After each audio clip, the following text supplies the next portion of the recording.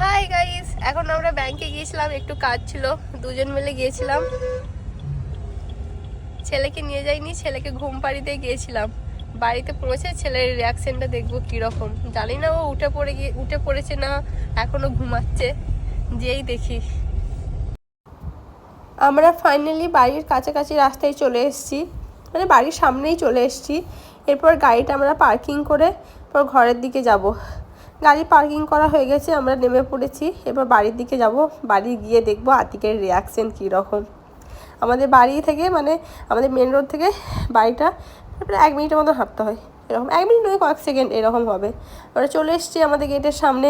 এরপর আমি ওপরে যাচ্ছি, আতিক ওপরে ঘুমাচ্ছে, ও দাদিমাকে রেখে এসেছিলাম ওর কাছে, ও উঠেনি আশা করি এখনো। যে দেখি ও কি করছে।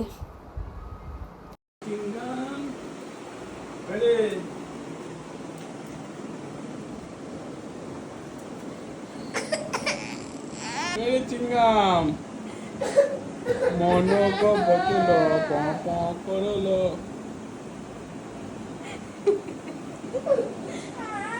তুমি কান্না করলে কেন বলো?